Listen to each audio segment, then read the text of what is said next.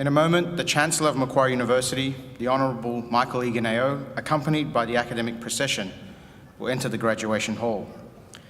When the procession has arrived on stage, Advance Australia Fair will be performed, and you are invited to join in the singing of our national anthem. Ladies and gentlemen, please stand for the academic procession.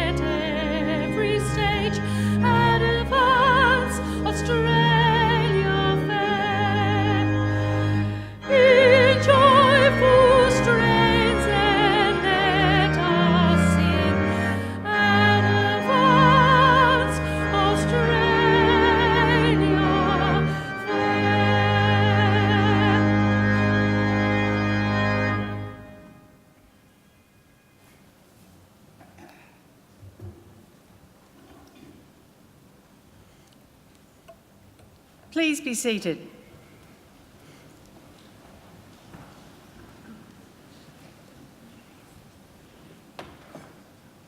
Distinguished guests, ladies and gentlemen, I would like to invite Auntie Julie Jansen, representative of the Darug people, to offer the traditional welcome to country. Auntie Julie.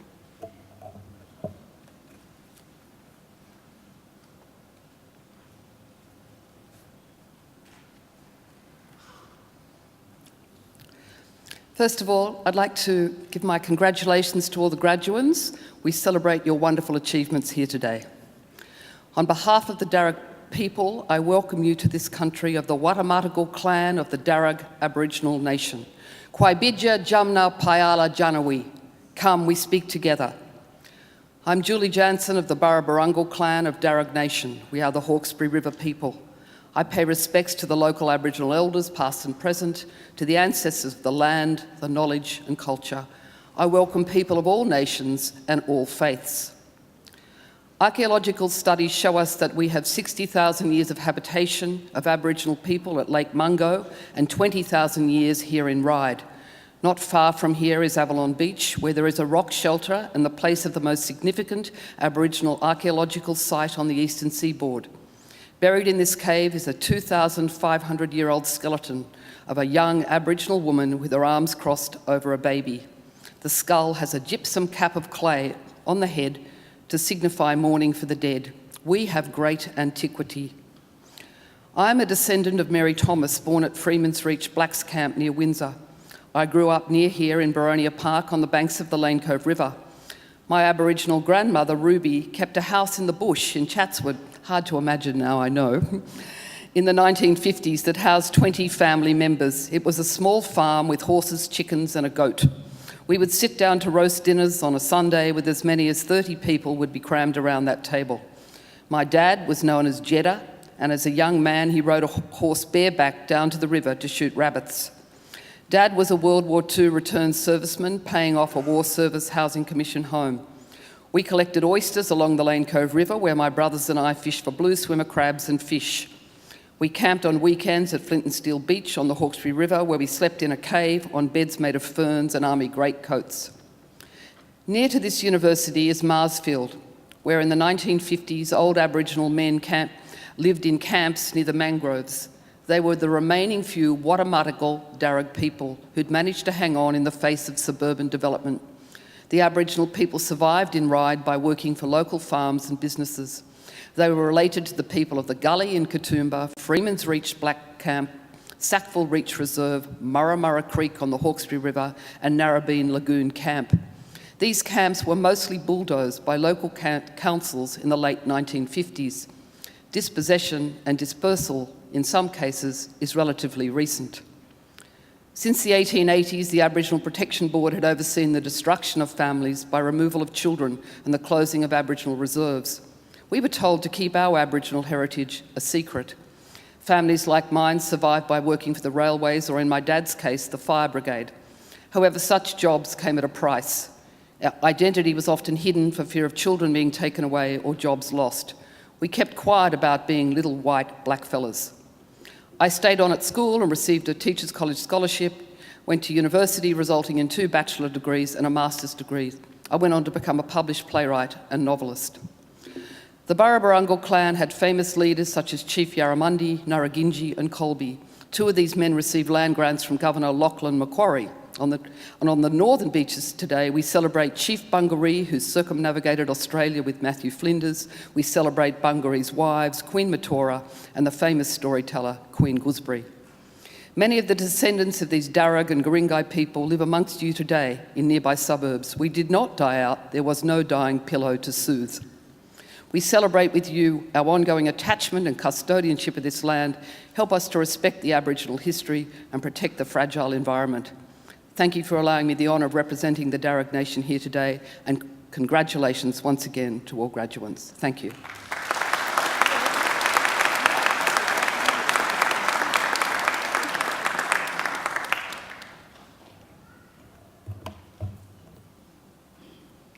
Ladies and gentlemen, I'm pleased to introduce Chancellor Macquarie University, the Honourable Michael Egan, AO.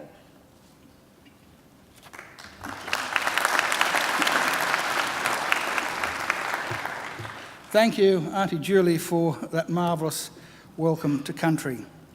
Well, graduands, ladies and gentlemen, boys and girls, first I want to thank all of you for coming. A graduation ceremony is an important celebration of achievement.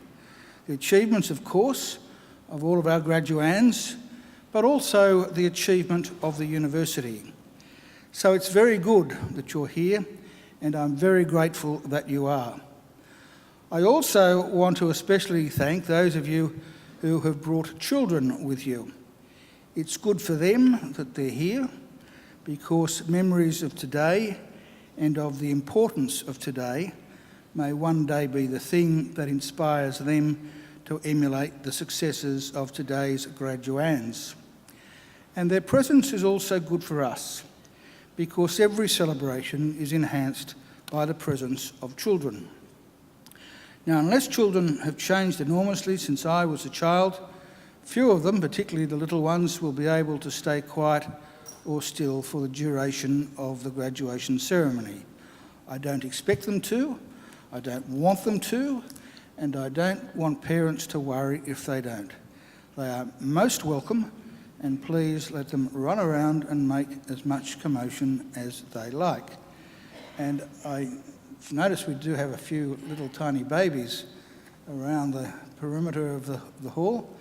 They're free to cry as loud as they like to, because we know from long experience that if a baby wails during a graduation ceremony, they're back within 25 years to take out their first PhD.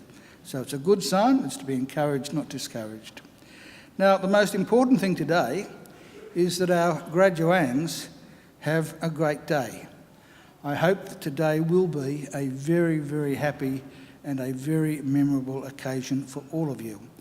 But it will only be a happy day if you relax. Some of you look quite nervous, as though you are about to go into the examination room rather than collect your degree. Now, there's no reason to be nervous. Nothing can go, well, no, that's not quite right. Sometimes people come up here on the stage and they trip and fall over. Well, that's fine. That's why we've got all these highly paid people here to pick you up and send you on your way. So truly there is nothing to worry about. Sit back, enjoy the day, because you deserve to. You deserve to take pride, great pride in your graduation. Completing a degree is never easy. You need an intelligent and inquiring mind. You need determination and perseverance, and you need to make many sacrifices.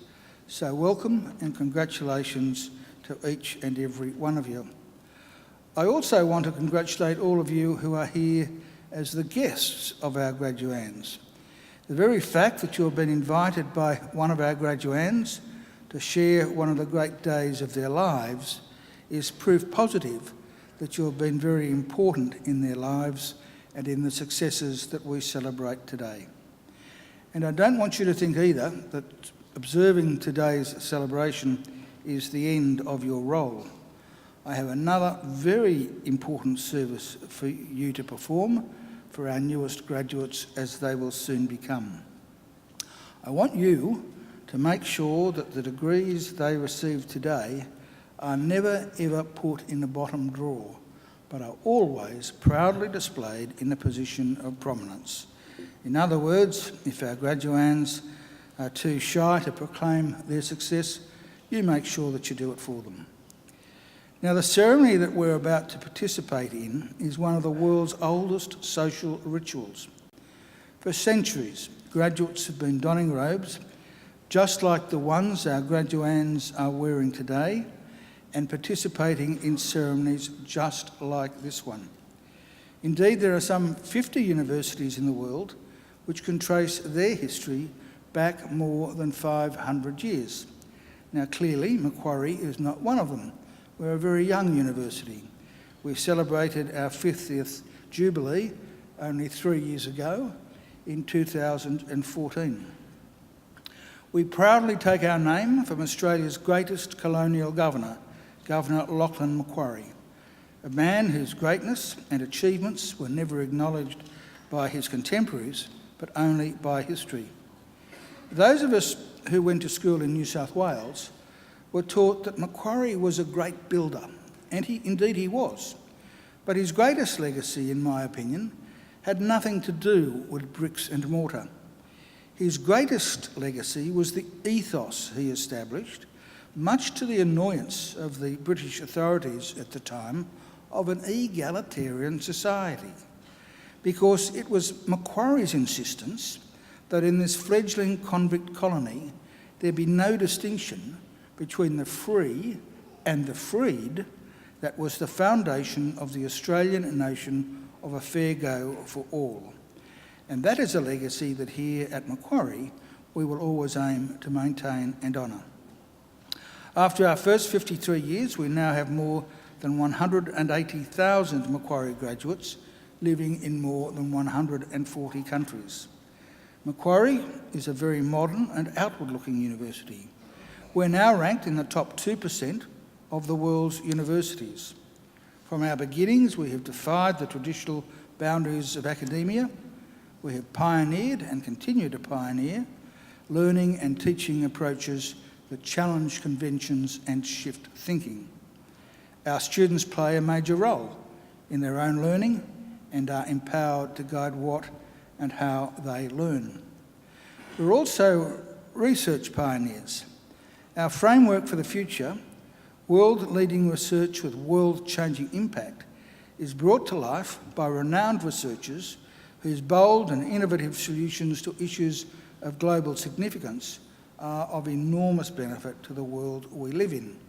And by the way, that is not an idle boast. I wonder how many of you are aware that Wi-Fi, something that most of us use almost every day of our lives now, was developed not at Harvard University or Oxford University or the Australian National University. No, Wi-Fi was developed by Macquarie University scientists and engineers in conjunction with scientists from the CSIRO. And so that's something we're rather proud of. We're also proud of some of our new facilities.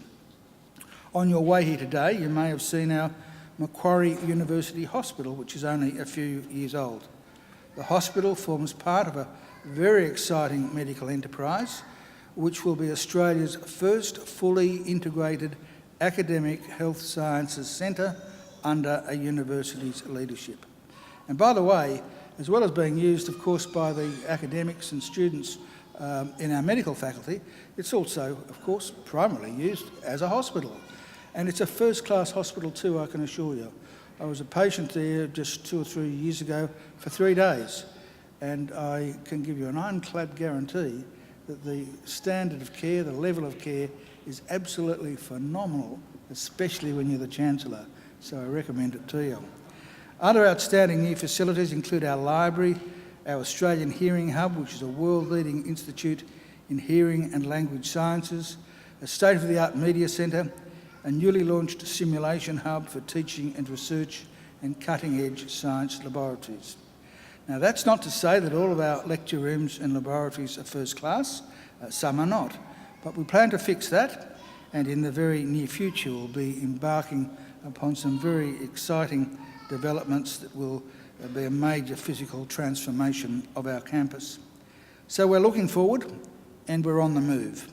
Here at Macquarie we have a very clear and straightforward mission, and that mission is to transform people's lives and to improve the lives not just of our own students but also of people all around the globe by the work and achievements of our graduates and by the fruit of our research.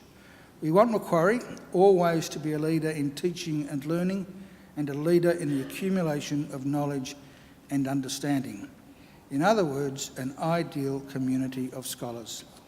And graduands, in just a few minutes, it will be my very great honour to confer your degrees upon you and welcome you as lifelong members of that community of scholars we proudly call Macquarie University.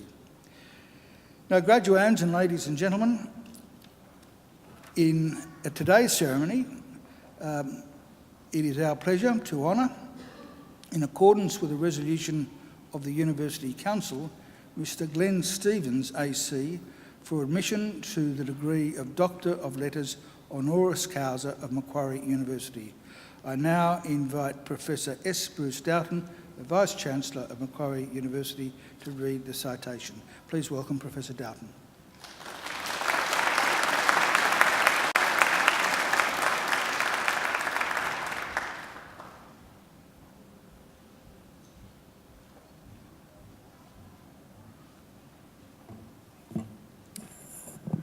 I now invite Mr Glenn Stevens AC to please stand for the citation.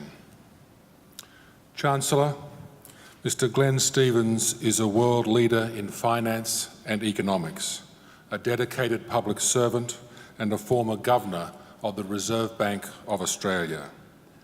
His expertise and committed service to the national community guided the Australian economy successfully through the global financial crisis and our entry into, management of, and subsequent transition from the mining boom. Mr. Stevens completed a Bachelor of Economics degree at the University of Sydney in 1980. He joined the Reserve Bank of Australia the following year, holding a range of positions in the research department before accepting the role of visiting scholar at the Federal Reserve Bank of San Francisco in the United States of America in 1990. He was appointed head of the Reserve Bank Economic Analysis Department in 1992, followed by being head of International Department in 1995, and joined the gubernatorial ranks as Assistant Governor Economic in 1996. His 5 years in that role were followed by 5 as the Deputy Governor, and following the retirement of Mr. Ian Macfarlane in September 2006, he was appointed as the Governor of the Reserve Bank of Australia. Domestic and financial events conspired to make Mr. Stevens' tenure at the head of the Reserve Bank one of the most remarkable in our recent history. The national mining boom presented unique opportunities and challenges requiring nuanced management and robust but responsive governance to promote Australian financial interests and protect our national prosperity over the long term. The global financial crisis, by contrast, threatened immediate and severe effects and required decisive but flexible actions in very volatile circumstances. Australia's emergence from both these challenges as a financially strong and economically productive nation are a testament to Mr. Stevens' abilities to balance the national interest with the personal experience of the nation's citizenry. His leadership and expertise helped to ensure the fiscal stability in a time of financial unease, and earlier this year he stood down as governor, handing to his successor a strong, resilient and prosperous economy of this nation. Mr. Stevens' governorship will be the subject of considerable academic and economic inquiry for decades to come. His fiscal, economic and policy decisions will be debated and considered by all who follow him. He has inspired a new generation of economic theorists and practitioners and is an example of the positive application of expertise along with hard work in the service of the national interest. Mr. Stevens also holds a Master of Arts degree from the University of Western Ontario in Canada. In 2014, that same university awarded him a Doctorate of Laws honoris causa. In 2016, Mr. Stevens was appointed a Companion of the Order of Australia for service to the financial and central bank sectors through leadership roles and to the community. Chancellor, it is with extraordinary pleasure in recognition of his service for me to present to you Mr. Glenn Robert Stevens, AC, for the award of the degree Doctor of Letters honoris causa.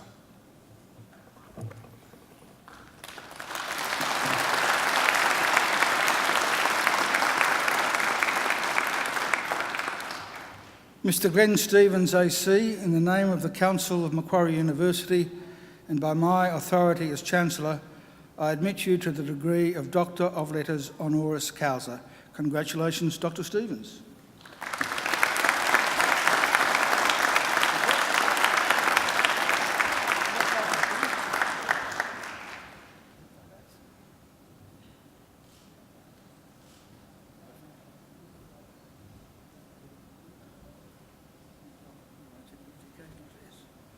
I now invite Dr. Glenn Stevens, AC, to deliver the occasional address. Please welcome Dr. Stevens.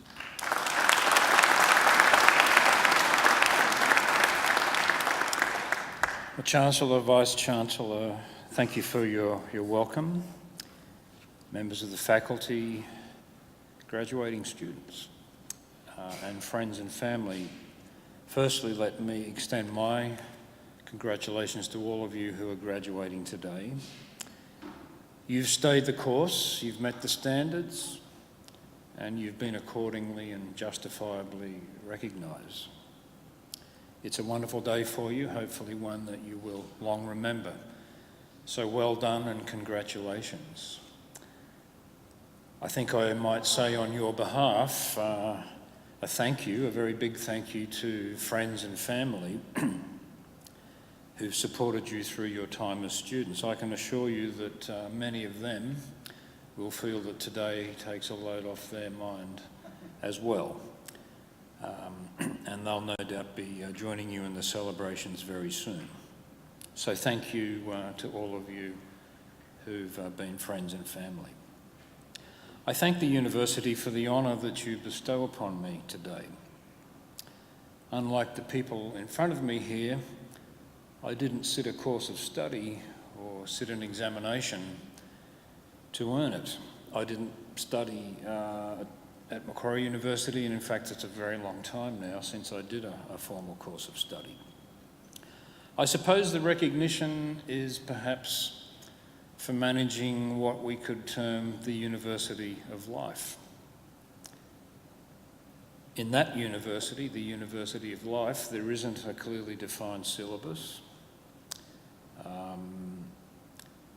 There's no textbook. There are tests of various kinds that come along, usually for things that you haven't studied and feel rather ill-prepared for. That's the way the University of Life actually works. And from that experience, I would say to you, as one who's closer to the end of that experience rather than the beginning, where you are, what I'd say is that your opportunities for learning don't in any way end today. For you, the University of Life is ahead. Your formal qualifications, hard-earned and valuable as they are just the beginning of that experience.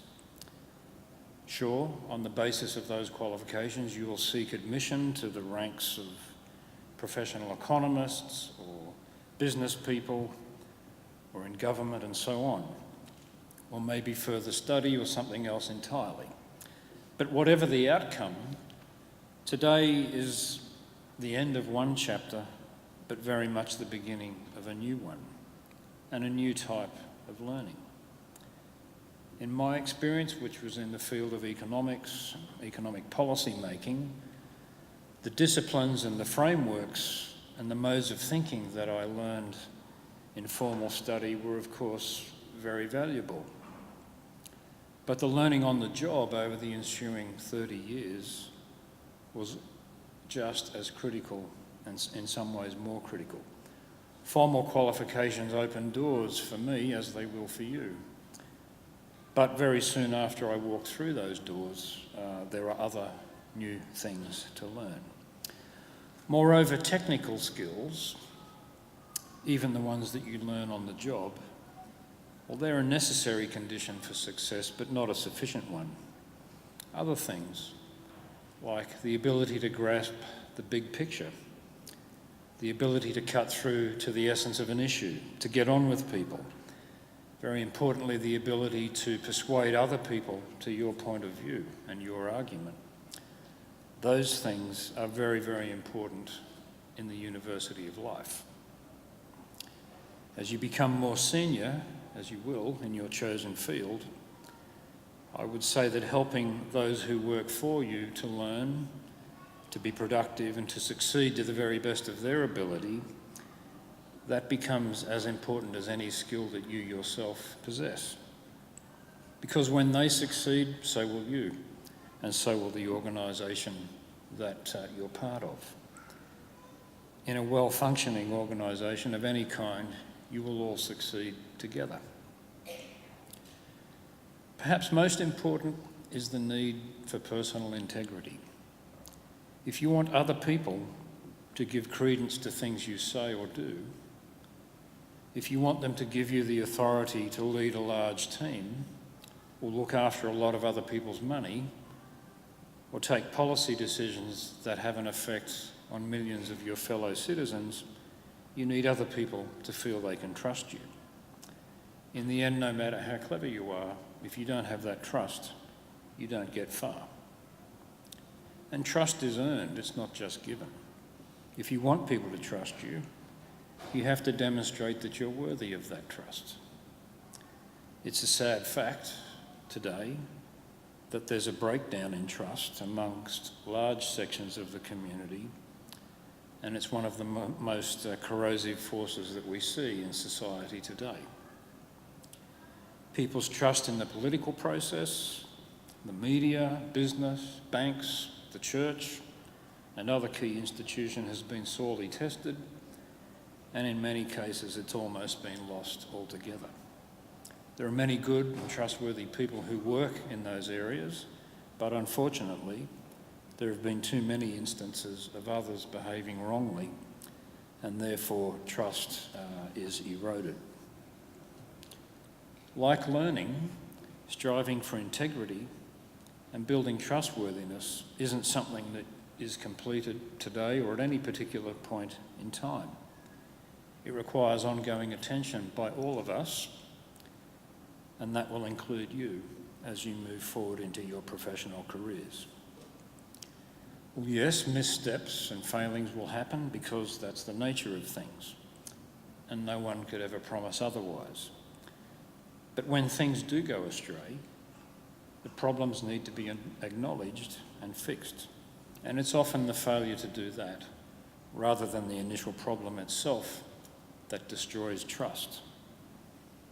So owning up to the problems that happen and fixing them, that's what preserves and rebuilds trust. All of that takes a lot of effort and at times quite a lot of courage. But achieving your goals with integrity is the most satisfying life, and in the end it's the only satisfying life. You'll make mistakes, everybody does, and sometimes in the heat of the moment or under pressure, you may do something that you later regret, and we've all done that. Sometimes, despite doing everything right, things just don't work out. But the thing is, don't be disheartened by that, and don't think that the efforts to do the right thing the right way don't matter. They do matter. In the end, they're almost all that matters. And over time, if you persevere, you will get the satisfaction of making a difference in whatever it is that you've chosen to do. Compared with my generation, when I sat where you are 37 years ago, you are better trained, more technically equipped, more tech savvy, more global in your outlook, more connected, and you face an array of choices that my generation never dreamed of. The opportunity lies before you to find something that you enjoy doing and do it well and to make a difference. And frankly, if you find something you're good at, you enjoy doing it, and someone will pay you to do that, well, you've got it made. That's the essence of a rich and satisfying life. The opportunity for you is there. Use it well. Thank you very much.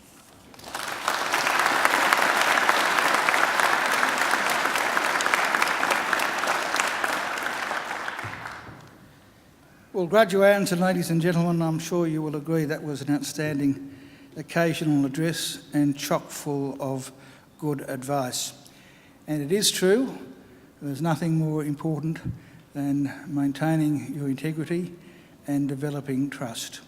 And integrity and trust are not just essential for your success in life, they're also important for your own happiness in life. A person who lacks integrity can never really be at peace with themselves. The subjects that Glenn mentioned, he said there was no syllabus for the University of Life, but I thought he listed a few very good subjects. Grasping the big picture, cutting through to the essence of a problem, getting on with people, learning how to mount a persuasive argument. They're all very, very essential things. And you have to work at those just as you've had to work at getting your degree. And the other very important point he made was that you should always own up to your mistakes. Everyone makes mistakes. From time to time we get things wrong. It really is important to own up to them, and in doing so you can not only rectify them, but you will earn the trust of people. By the way, I should point out that we've been very lucky to have such an eminent person as Glenn at our graduation today, but Australia was also very lucky to have him as the Governor of the Reserve Bank for over a decade. His term coincided with the global financial crisis, and Australia was one of only 2 or at the most 3 countries that escaped the global financial crisis without going into recession, and that had a lot to do with this man. I think he deserves another great round of applause.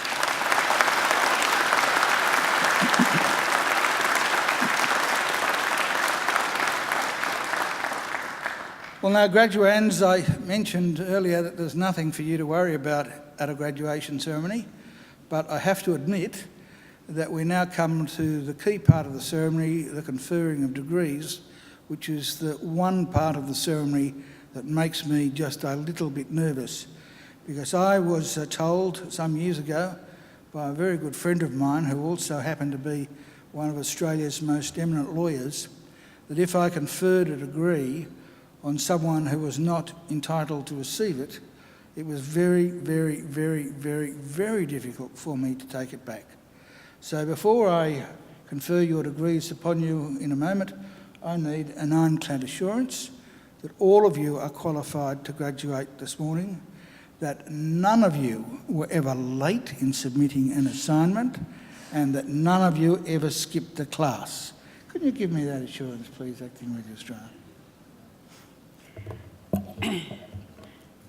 Chancellor, I certify that all the candidates being presented here today and those who are absent have satisfied the requirements of the Academic Senate for the degrees they are to be awarded. Would all the candidates to degrees please stand? That's you, yes.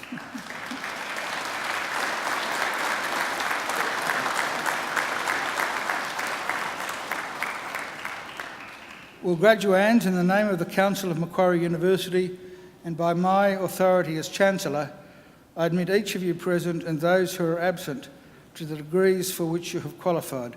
Graduates, congratulations.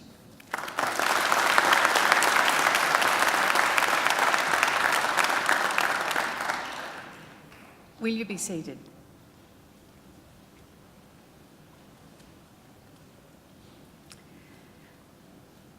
Chancellor, the graduates at this ceremony are from the Faculty of Business and Economics. I now call upon Professor Leonie Tickle, Associate Dean Learning and Teaching of the Faculty of Business and Economics, to present the graduates. Professor Tickle.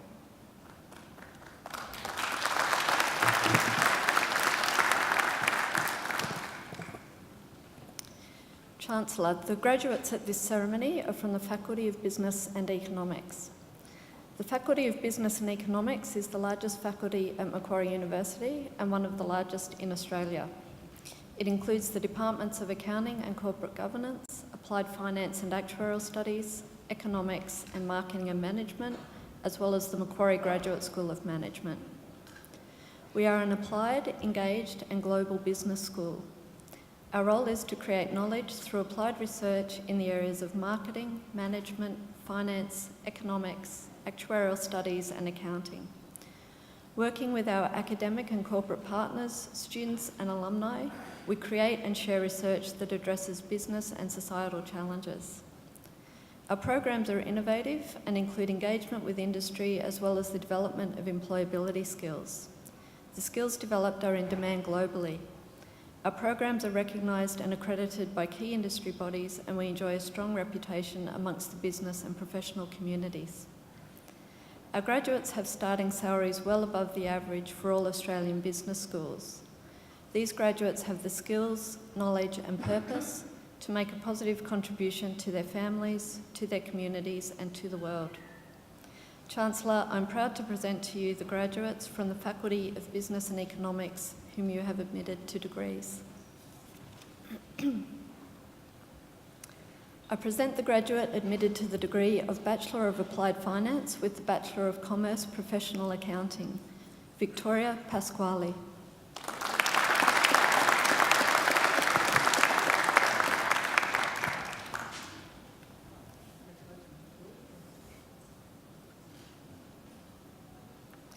I present the graduate admitted to the degree of Bachelor of Applied Finance with the Bachelor of Economics, Isabel Aisha Steiner.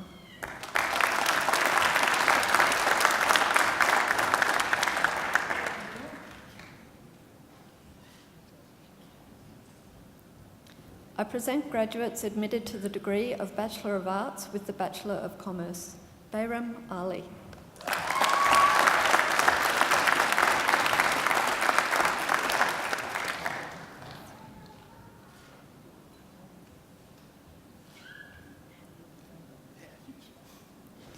Timothy Bovington.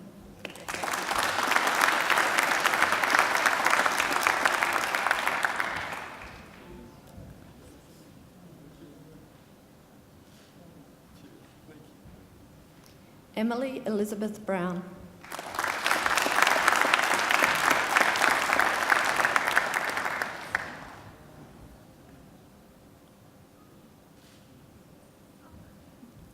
Sarah Isabella Wilson.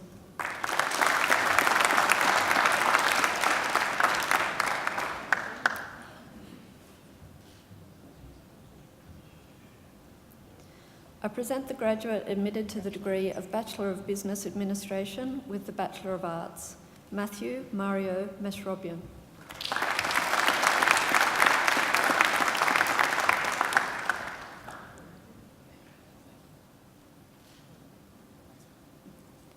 I present the graduate admitted to the degree of Bachelor of Applied Finance, Chelvi Wiranata.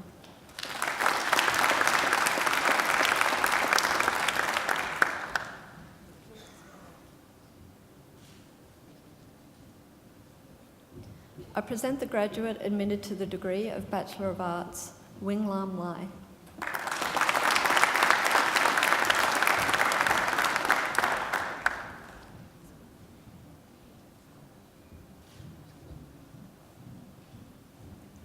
I present graduates admitted to the degree of Bachelor of Commerce, Xu Fang Ao.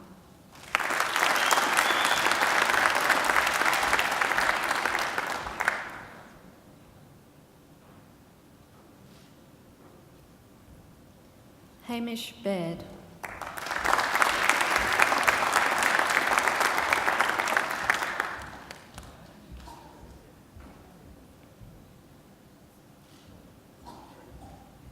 Sarah Chen.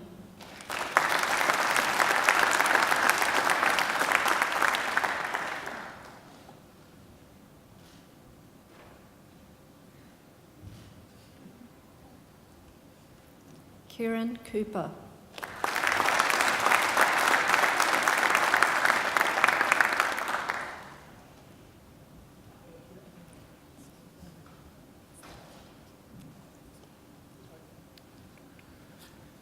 Didam Doan.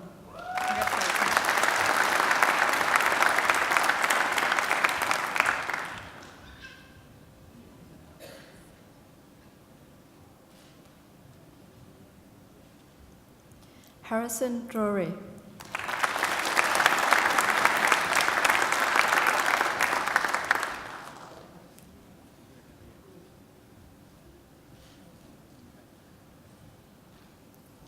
Jia Cheng Feng.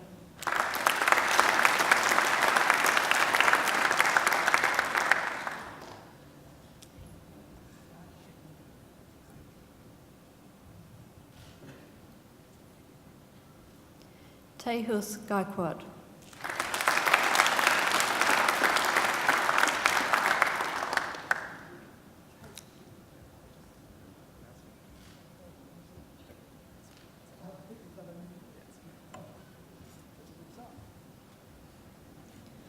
Hung Yu Huo.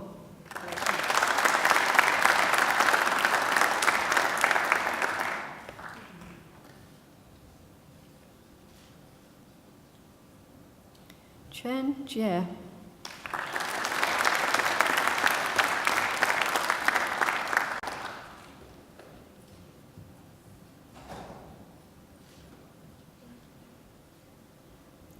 Daniel Kleinhans.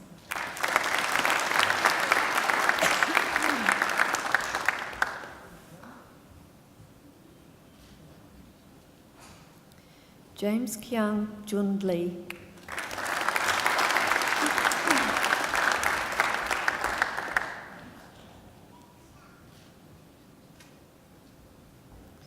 Kit Ye Learn.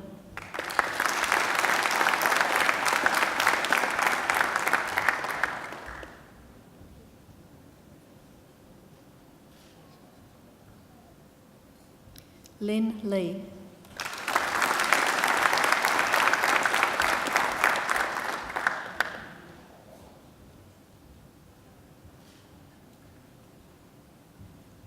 Xiao Yun Lee.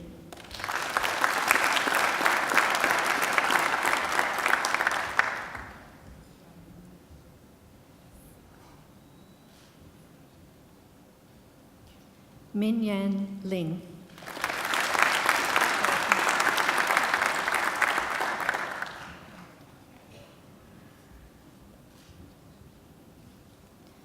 Mai T. Nguyen.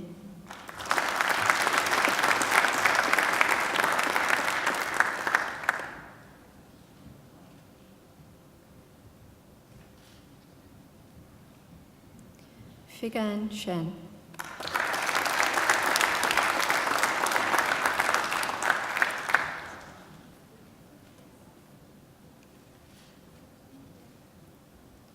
Nicholas Turner.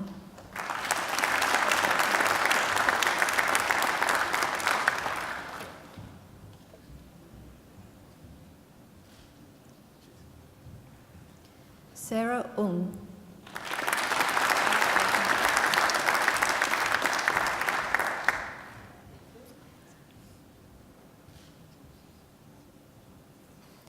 Joshua Luke Williams.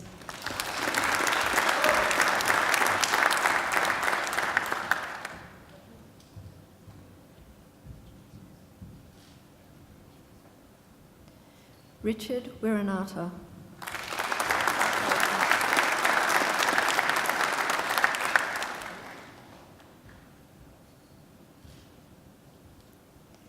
Jacqueline Jia Wen Wong.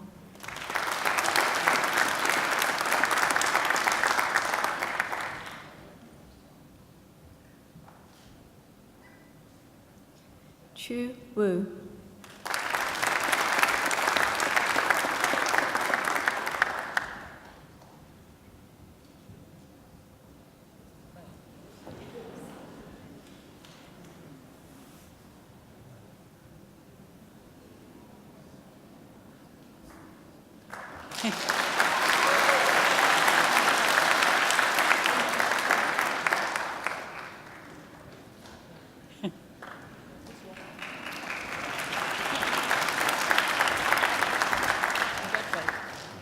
Jin Xie.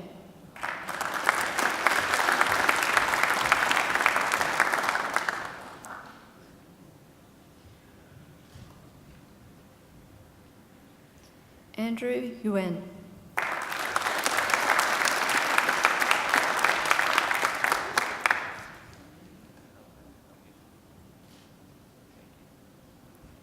Benjamin John Whiteley.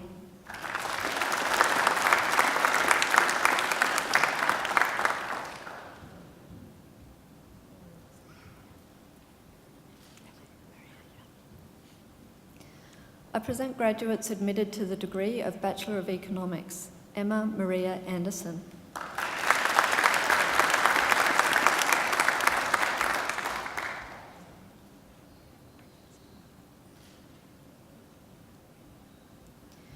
Ricky Hasagawa Best.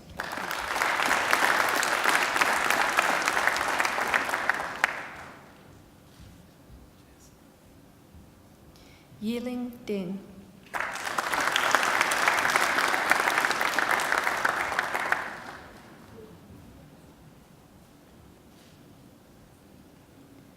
Samuel Robert Frogley.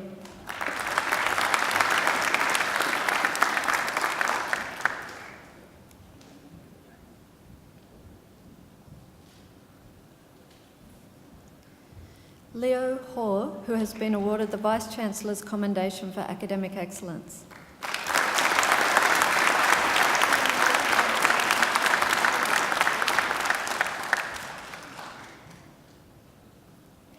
Sharaz Malik.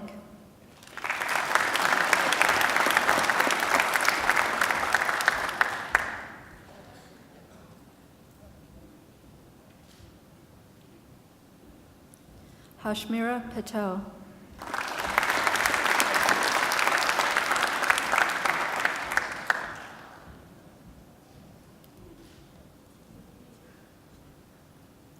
Khalid JMAHM Sadek.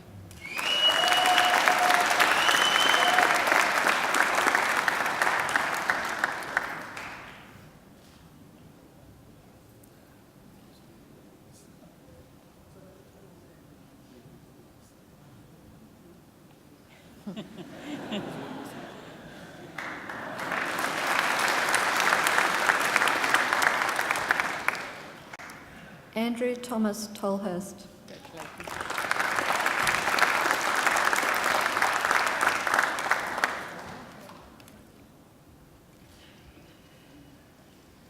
Simon Russell David Ward.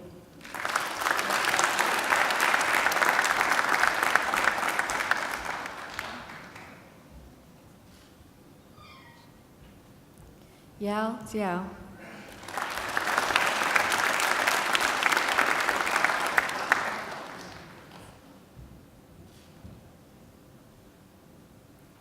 Julius John Zondark.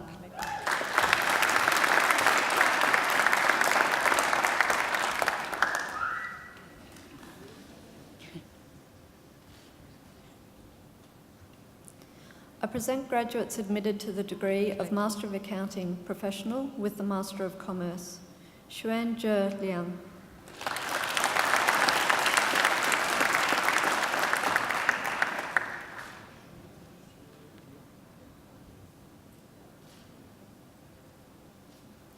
Xue Meng Pang.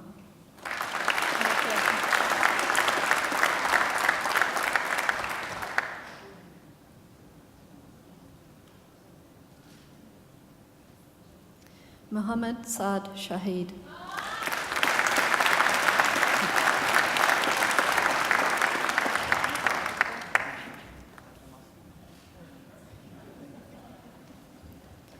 I present graduates admitted to the degree of Master of Accounting, CPA Extension. Chang Liu.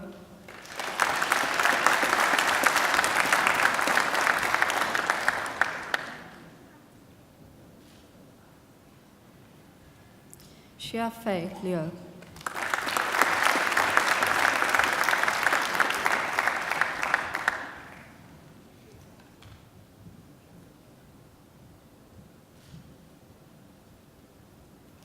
Tian Jiao Lung.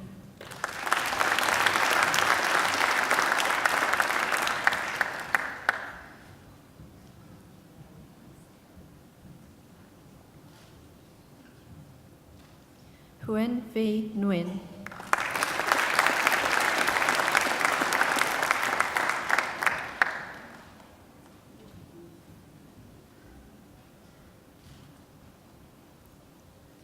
T. Dio Lin Nguyen.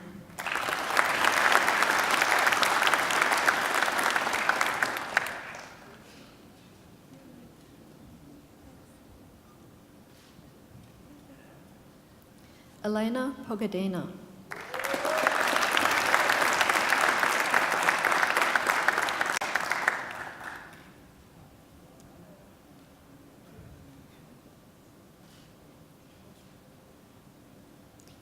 Jingwen Ren.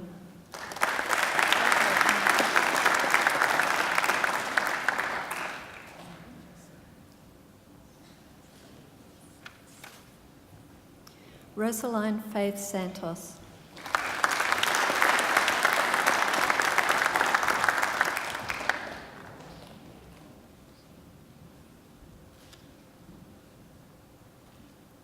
Na Shang.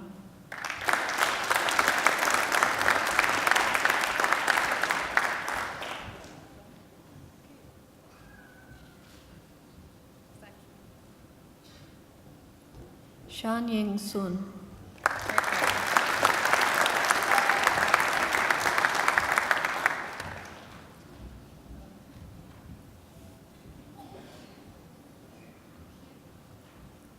Da Un Zhang.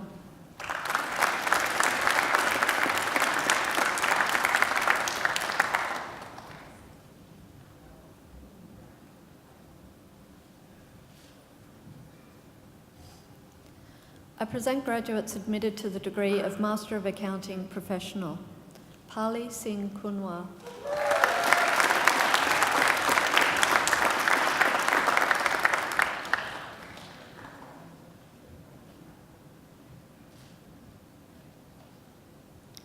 T. Truk Van Lee.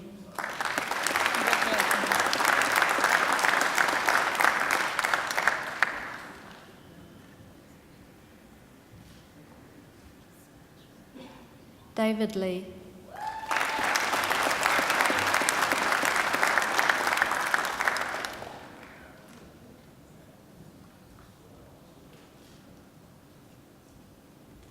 Chern Lee.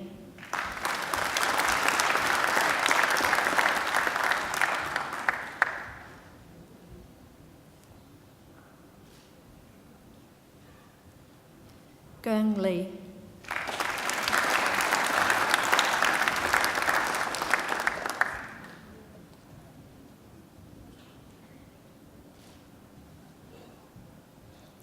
Jiao Lee.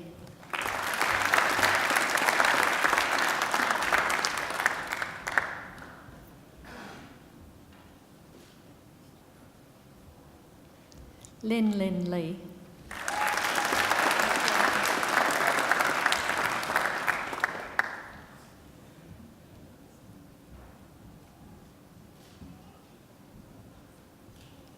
She Yu Lee.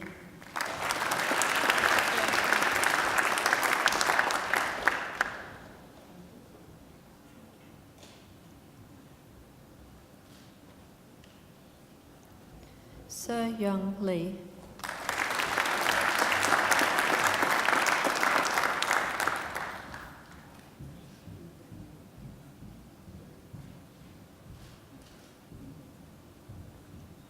Xu Chi Lee.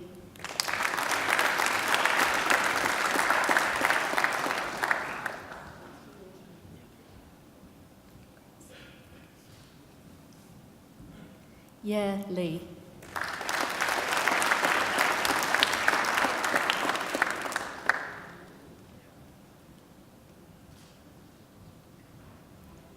Yue Meng Lee.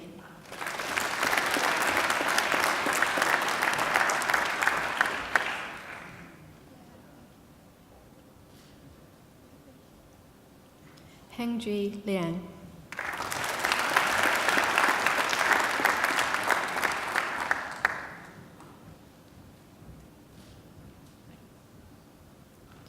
Jia Bu Liao.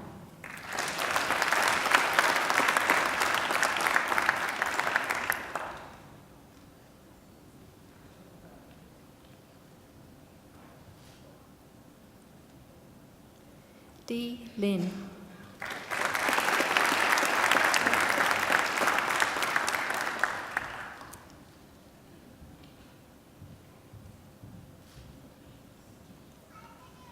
Jun Lan Lin.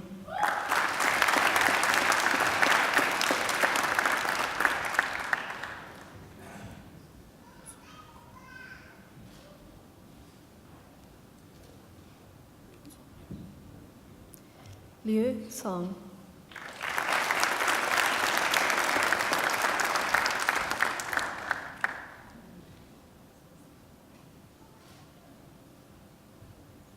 Hui Liu.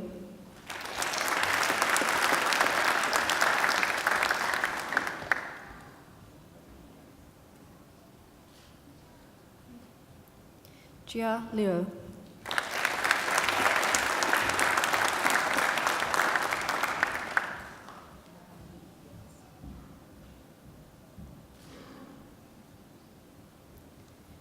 Ying Chiu Liu.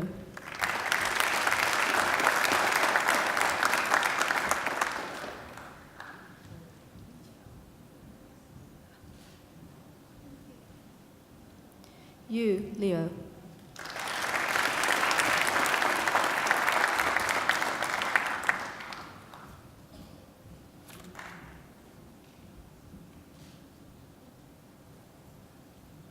Zhe Yan Liu.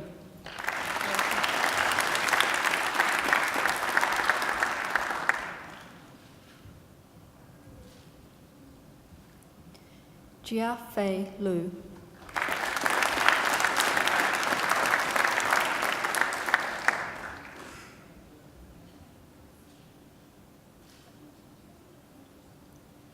Jing Lu.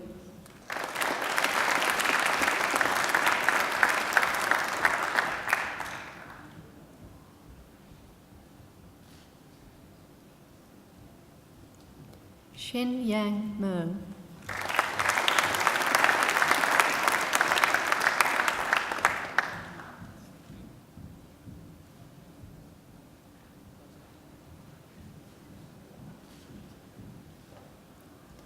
Hamza Nasir.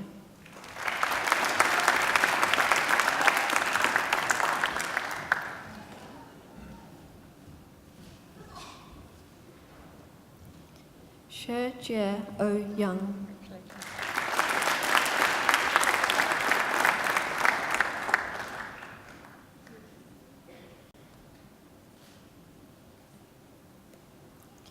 Rajshri Paju.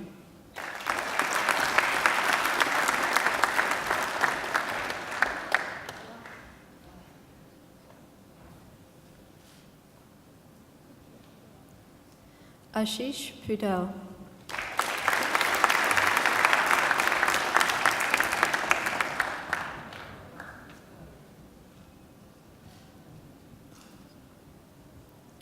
Avinash Prakash.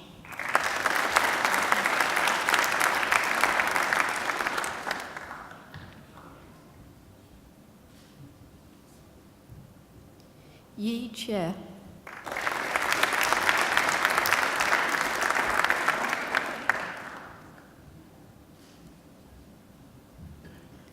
Adim Alahi Randawa.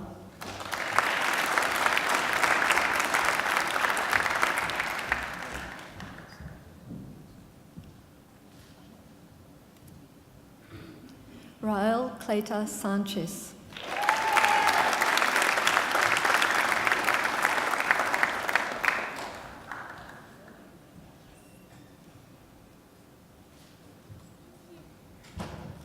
Tan Sawatna.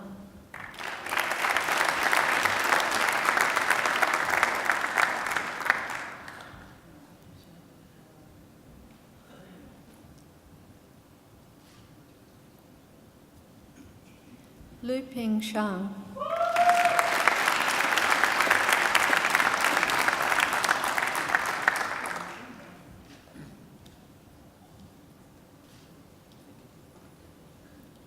Ruhi Sherazadeh.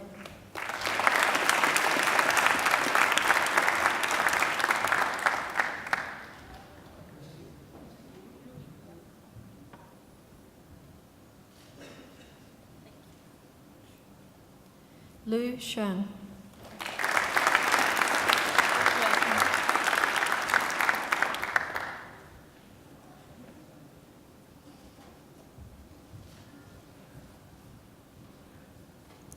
Ken Shibui.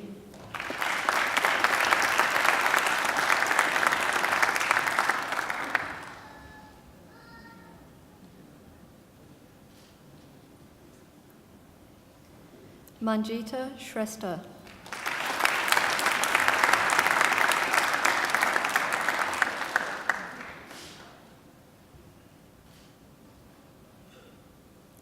Simant Ravi.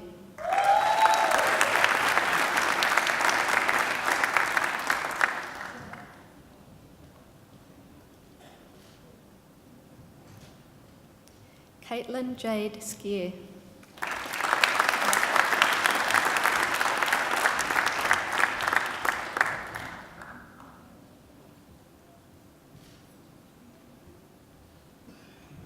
Yu Ran Sung.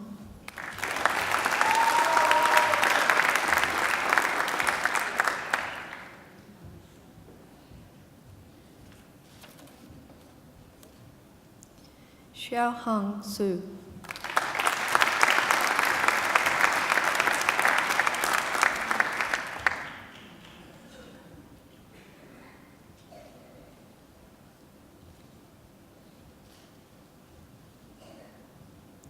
Loken Subaidi.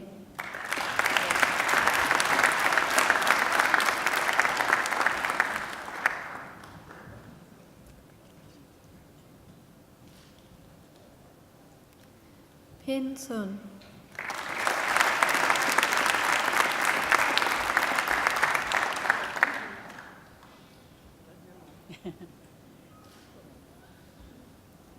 Yi Shin Sun.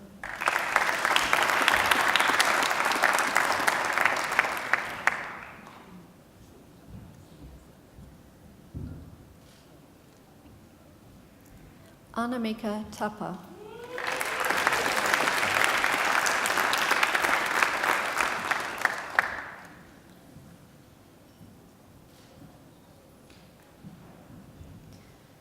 I present graduates admitted to the degree of Master of Advanced Professional Accounting. Jawad Ahmed Lakhani.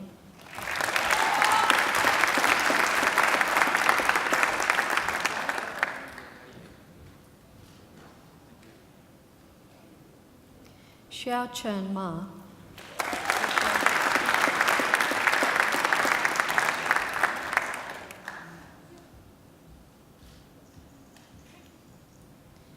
T. Min Feng Nguyen.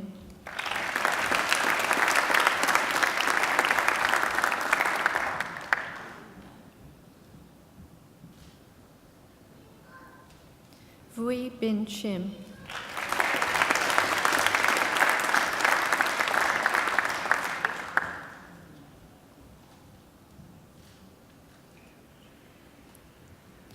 I present graduates admitted to the degree of Master of Economics.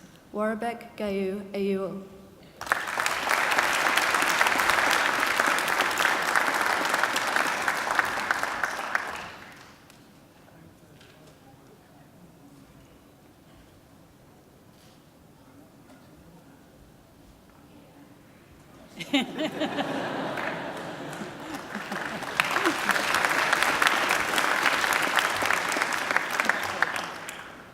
Amit Bhattacharya, who has been awarded the Vice-Chancellor's Commendation for Academic Excellence.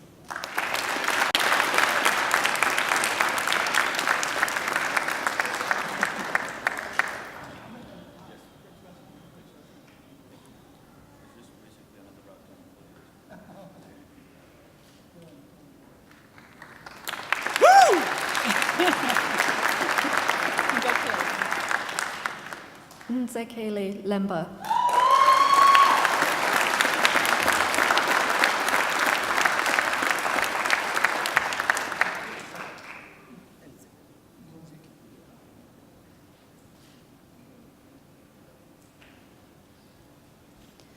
I present graduates admitted to the degree of Master of Research. Lee Ma for a thesis entitled The Impacts of an Exchange Rate Shock on Australian Economy.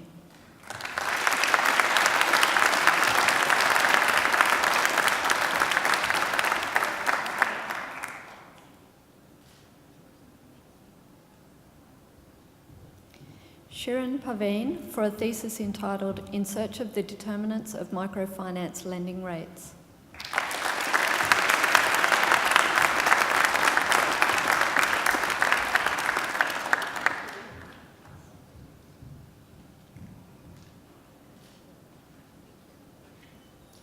I present the graduate admitted to the degree of Doctor of Philosophy, Dr. Kagiso Tongboto Mangadi, for a thesis entitled External Shocks and Macroeconomic Variability in a Small Developing Country.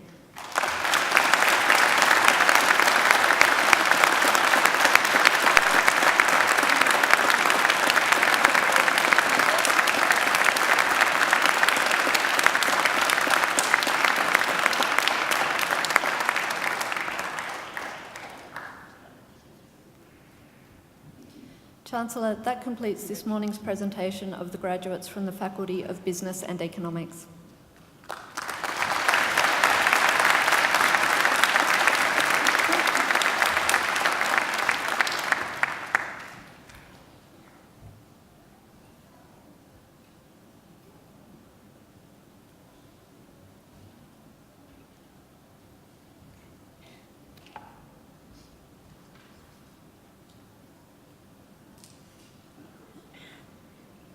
I call upon Dr. Tangiso Tongboto Mangani, who has just graduated today with the Doctor of Philosophy, to speak on behalf of the graduating group.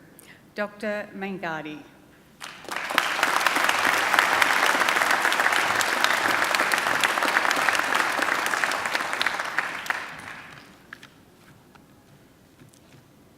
Chancellor, members of the university, fellow graduates, and guests.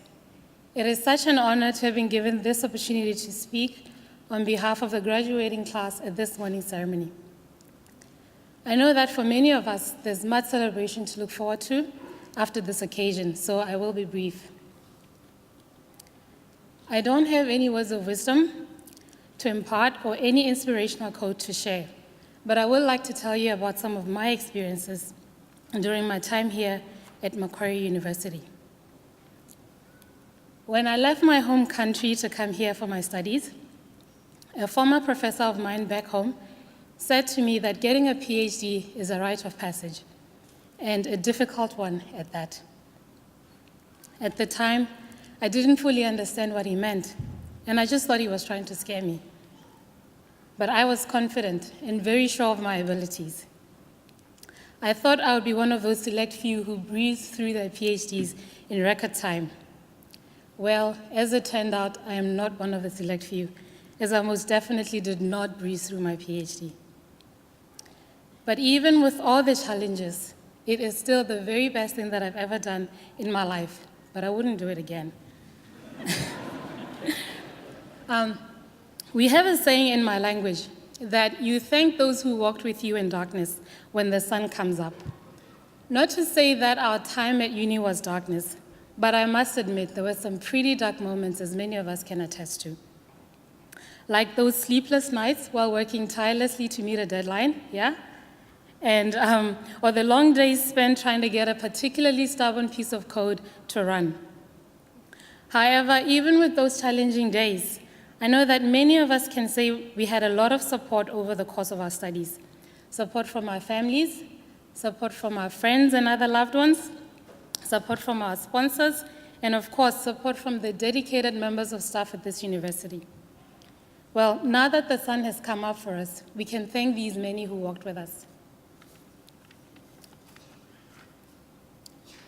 In my case, studying at Macquarie University afforded me with many opportunities which made my candidature so much richer. I got to work with an excellent team of supervisors headed by Professor Jeff Sheen, who encouraged me to produce research that I can be very proud of. I also got to interact and consult with different members of staff here, many of whom went out of their way to assist me and who were always generous with their words of encouragement. The university also provided me with opportunities to share my research on both national and international platforms through conferences and through a publication in a higher-ranked journal. In fact, one of the highlights of my candidature was when I was nominated to represent my department and Macquarie University, at a prestigious PhD conference last year. At this conference, I got to meet with renowned scholars in the field, and these contributed greatly to my research. I know I said I don't have any words of wisdom to share with my fellow graduates, and I really don't, but I would like to tell you one thing. I know for a fact that we have learned more than just economics, accounting, marketing, finance, and so on during our time here. For some of us, we've learned that we can adapt and survive in a new city and a new culture by ourselves. We've learned that we can be resilient and persevere through anything, and that we're not quitters. We have learned that we have what it takes to succeed. Today is evidence of that.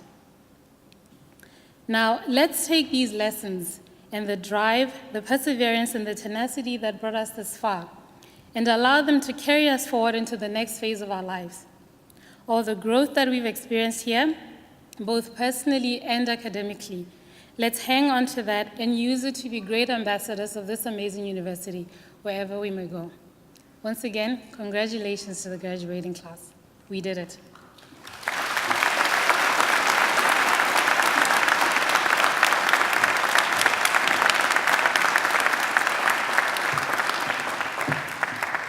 Well, Kagiso, you began by saying that you didn't have any words of wisdom or inspiration.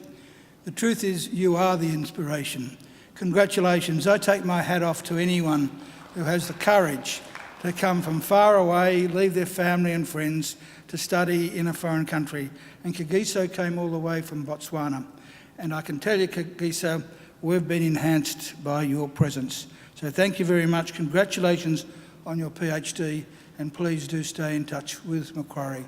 We would love to have a lifelong association with you. She deserves another great round of applause.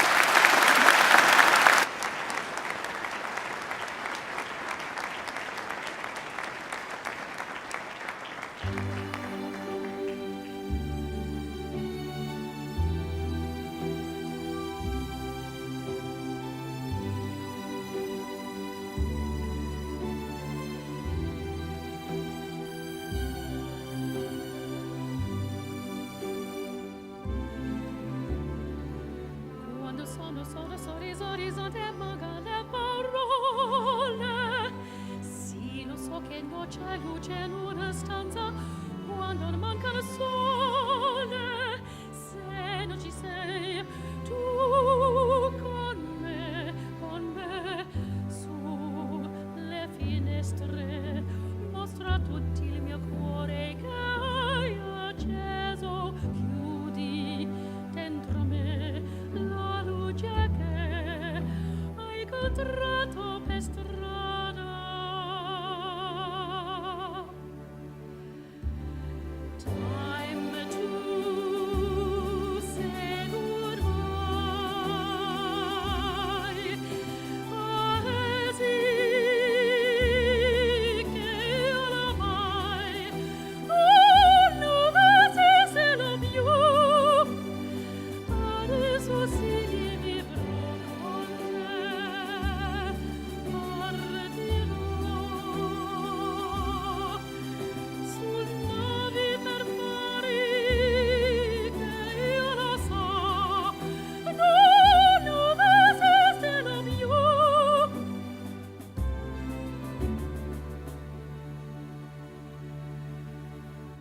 Quando sei lontana, sorriso te manca le parole. Io sono, tu sei qui con me, tu mia luna, tu sei qui con me. Io sono, tu sei qui con me, con me, con me, con me. Time to say goodbye. Sì che oramai non esistono più. Adesso sì vivrò con te, partirò su navi per mari che io lo so, non esistono più. Time to say goodbye. Sì che oramai non esistono più. Adesso sì vivrò con te, partirò su navi per mari che io lo so, non esistono più.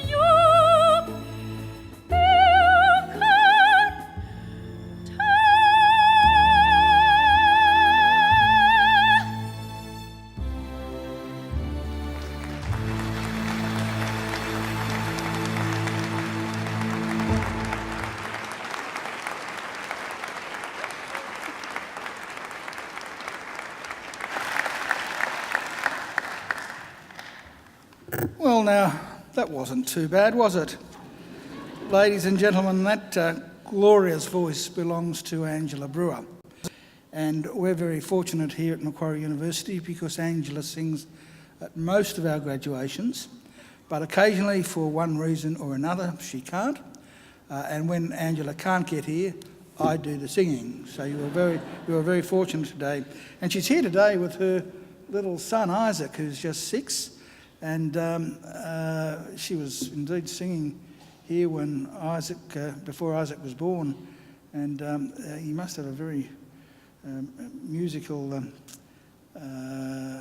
affinity himself, I would assume. But it's always great to see Angela. Today is a rather sad day for me because I've heard Angela singing 16 times over the last fortnight, and I won't now hear her sing until April next year. But I'm looking forward to that. I think she deserves another great round of applause.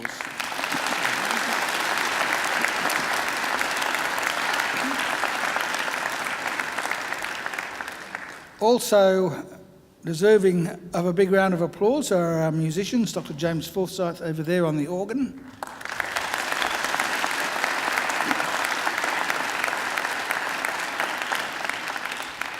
And on the Chinese transverse flute, Dr. Chai Chang Ning.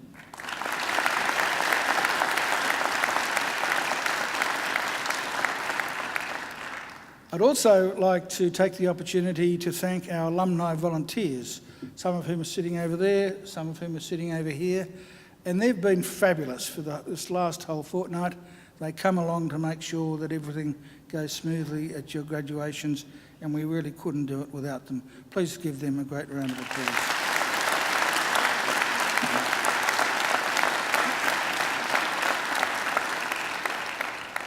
And sitting behind me are representatives of our academic community who, of course, have been vital in your progress through Macquarie University, and I'm sure you'd like to thank them as well.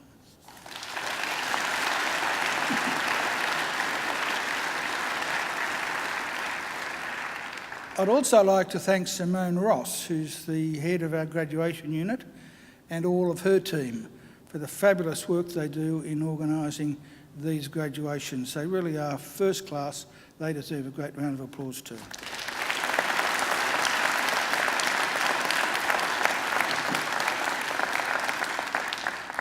Well, graduates, this ceremony marks the end of one stage in your relationship with Macquarie University, but it is certainly not the end of your association with Macquarie.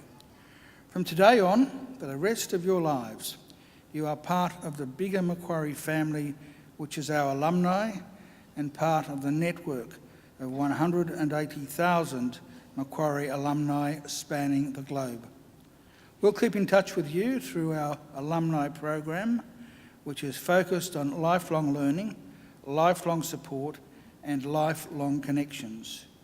Our commitment to you is to help you keep in touch and engaged with Macquarie throughout your life.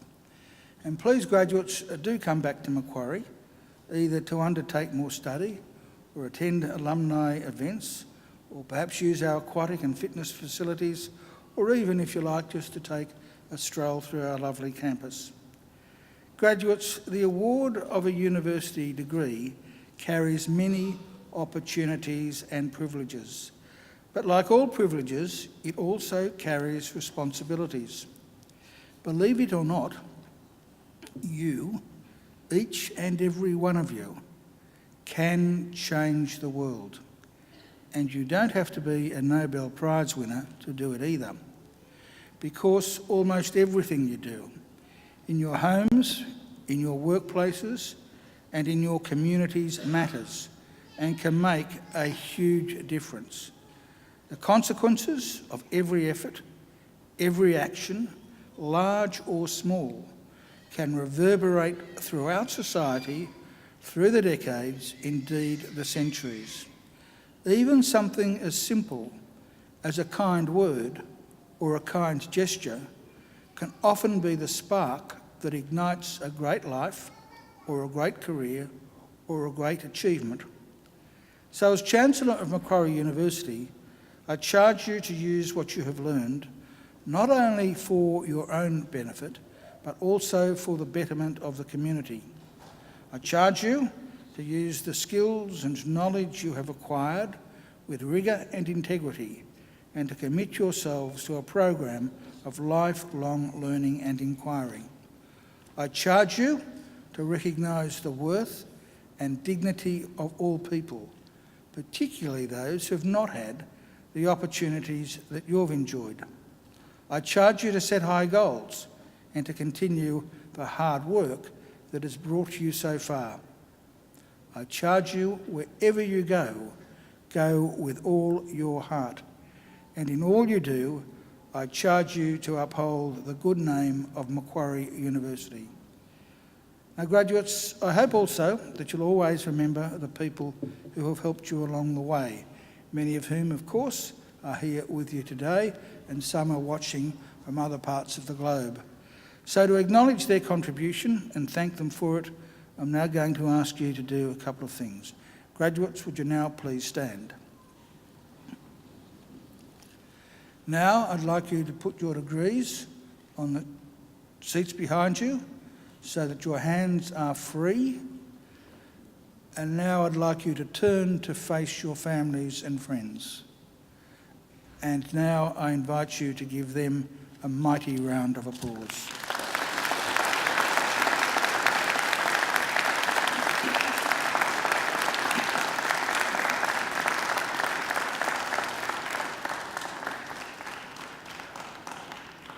Well, graduates can turn around now, but please don't sit down because we'll be moving out in just a moment. But I would remind you all, don't forget your degrees, so pick them up. Well, ladies and gentlemen, in just a second, I will lead the official party out to the centre aisle, and then we will be followed by all of the graduates. And then I would invite all of you to join the procession through the centre aisle, down the path to the Macquarie, where I hope you'll stay and enjoy some light refreshments with us. We have refreshments for the adults, we have some champagne and some nice things to eat, and we also have refreshments for the children, which include ice cream and fairy floss, both blue and pink, and there's plenty of that for the adults as well. Please, ladies and gentlemen, please now stand and remain standing until the last of the graduates has processed out. Well, graduates, I wish you the very best for the future. And in the words of the old Irish blessing, may the road rise up to meet you, may the wind always be at your back, may the sun shine warm upon your face and rains fall soft upon your fields. And until we meet again, may God hold you in the palm of his hand. Graduates, good luck.